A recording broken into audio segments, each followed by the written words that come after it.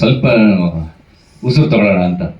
ಯಾಕಂದ್ರೆ ಕಂಟಿನ್ಯೂಸ್ ಅವ್ರ ಜೊತೆನೆ ಶೂಟಿಂಗ್ ಮಾಡಿ ಮಾಡಿ ಮಾಡಿ ಸ್ವಲ್ಪ ಬ್ರೇಕ್ ತಗೊಳ್ಳೋಣ ಅಂತ.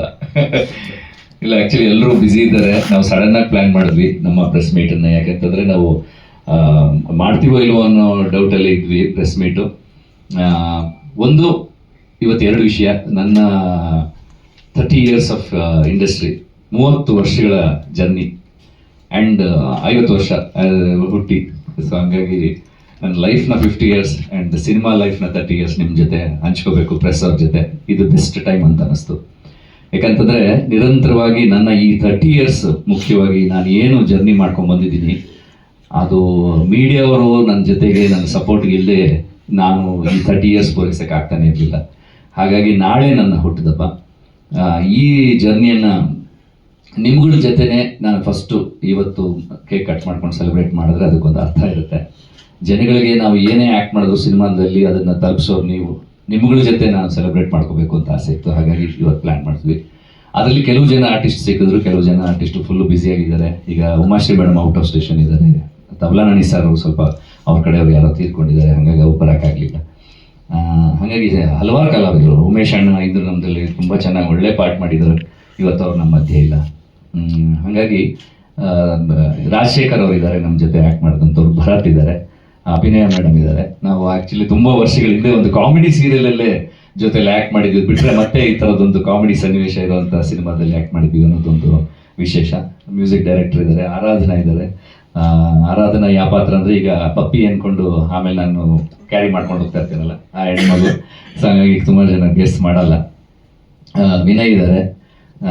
ನಾವೇನೇ ಸಿನಿಮಾ ಮಾಡಿದ್ರು ಅದರಲ್ಲಿ ಕಲರ್ ಗ್ರೇಡಿಂಗ್ ಅಂತ ಮಾಡಿ ಔಟ್ಪುಟ್ಗಳನ್ನ ಹಾಕೋದು, ಕಲರ್ಸ್ನ ತಿದ್ದೋದು ತೀಡೋದು ಎಲ್ಲ ಅವರೇ. ಸೊ ಜೀವನ್ ಪ್ರಕಾಶ್ ಅಂತ ಅವ್ರಿಲ್ಲ, ಇವತ್ತು ಎಡಿಟರು, ಇವತ್ತು ಬರೋಕ್ಕಾಗಲಿಲ್ಲ. ಸೊ ಸಾಕಷ್ಟು ಜನ. ಮೇನ್ ಉದ್ದೇಶ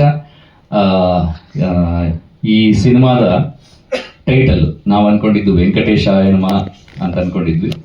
ಸೆನ್ಸಾರ್ ಮಂಡಳಿ ನೋಡಿ ತುಂಬ ಚೆನ್ನಾಗಿ ಮಾಡಿದ್ದೀರಾ, ಅದ್ಭುತವಾಗಿದೆ, ಪಿಕ್ಚರ್ ಚೆನ್ನಾಗಿ ಮಾಡಿದ್ದೀರಾ, ಕ್ವಾಲಿಟಿ ಚೆನ್ನಾಗಿದೆ ಅಂತ ಹೇಳಿ ಹೊಗಳಿದ್ದಾರೆ. ಸೆನ್ಸಾರ್ ಮಂಡಳಿಯಿಂದ ಯೂಶಲಿ ಹೊಗಳಿಕೆ ಬರೋದು ಕಮ್ಮಿ, ಬಟ್ ನಗನಗ್ತಾ ಆಚೆ ಬಂದರು, ನಗನಗ್ತಾ ತುಂಬ ಚೆನ್ನಾಗಿದೆ ಅಂತ ಎಕ್ಸ್ಪ್ರೆಸ್ ಮಾಡಿದ್ರು ಅವ್ರ ವ್ಯೂಸನ್ನ. ಯಾಕಂದರೆ ಫಸ್ಟ್ ನೋಡೋವಂಥ 5 ಜನ ಅವರೇ.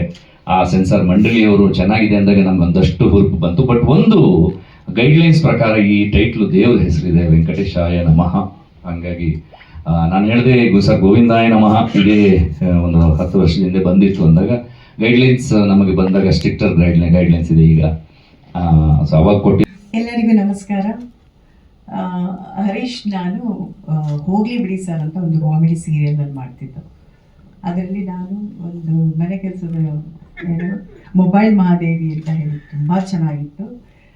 ಅದ್ರಲ್ಲಿ ಮಾಡುವಾಗ ನಾನು ಅವಾಗಲೇ ಹೇಳ್ತಾ ಇದ್ದೆ, ಇವರು ಆ ಒಂದು ಎನರ್ಜಿ ಅದೆಲ್ಲ ನೋಡಿ ನೀವು ಒಳ್ಳೆ ಹೀರೋ ಆಗ್ಬೋದು ರೀ, ಹಾಗೆ ಹಿಂಗೆ ಅಂತ. ನೋಡೋಣ ಇವಾಗ ಮಾಡ್ತಾ ಇದ್ದೀನಿ ನಾನು ಅಂತಿದ್ರು. ನೆಕ್ಸ್ಟ್ ನೋಡಿದಾಗ ಹೀರೋ ಆಗಿದ್ದು ಕಲಾಕಾರರೆಲ್ಲ ನಾನು ಮದುವೆ ಆಗಿ ಹೊಸದು ಇವ್ರ ಸಿನಿಮಾನೇ ನಾನು ನನ್ನ ಗಂಡ ಹೋಗಿ ನೋಡಿದ್ದು. ಆ್ಯಂಡ್ ಅದಾದಮೇಲೆ ಎಷ್ಟೋ ಸಿನಿಮಾಗಳು ಮಾಡ್ತಿದ್ರು. ಎಲ್ಲೋ ಒಂದ್ಸರಿ ಸಿಗ್ತಾ ಏನು ಹರೀಶ್ ನೀವು ನಮ್ಮನ್ನೆಲ್ಲ ಹಾಕೊಳ್ಳೋದೇ ಇಲ್ಲ ಸಿನಿಮಾದಲ್ಲಿ ಅಂತೆಲ್ಲ ಹೇಳ್ತಾ ಇದೆ.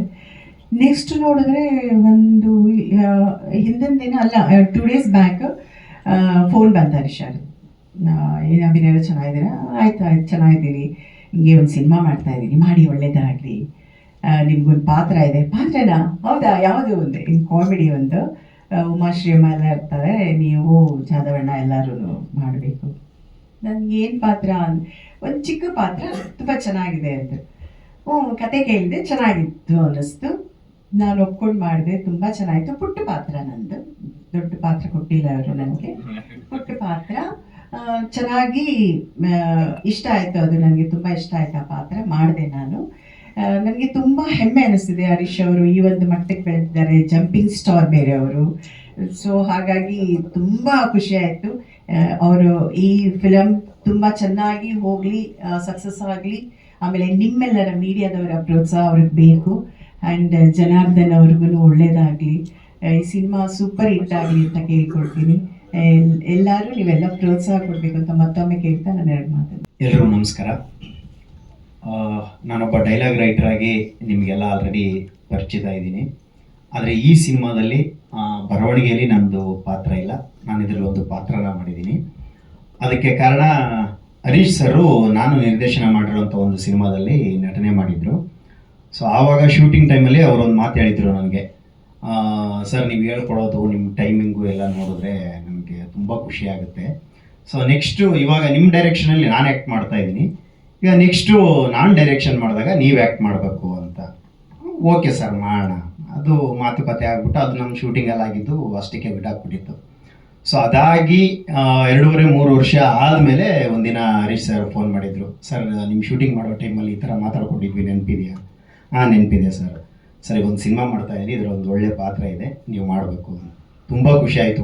ಈಗಲೂ ಮಾತು ಉಳಿಸ್ಕೊಳ್ಳೋರು ಇದ್ದಾರೆ.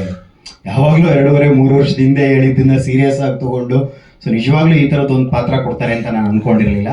ಸೊ ತುಂಬ ಒಳ್ಳೆ ಪಾತ್ರ. ಹರೀಶ್ ಸರು, ತಬಲಾ ನಾಣಿ ಸರು, ನಾನೊಂದು 3 ಜನ ಕಾಂಬಿನೇಷನ್ನು ಇಡೀ ಸಿನಿಮಾದಲ್ಲಿ ಮಧ್ಯದಲ್ಲಿ ಬಂದು ಒಂದು ಸಣ್ಣ ನಗುವಿನ ಕಚಗುಳಿಯನ್ನು ಕೊಟ್ಟು ಹೋಗುವಂಥ ಪಾತ್ರ. Sir thank you. ನಿಮ್ಮೆಲ್ಲರ ಆಶೀರ್ವಾದ ಸಹಕಾರ ನಮ್ಮ ಸಿನಿಮಾ ಮೇಲೆ ಇರಲಿ ಅಂತ ಕೇಳ್ಕೊತೀನಿ. Thank you so much.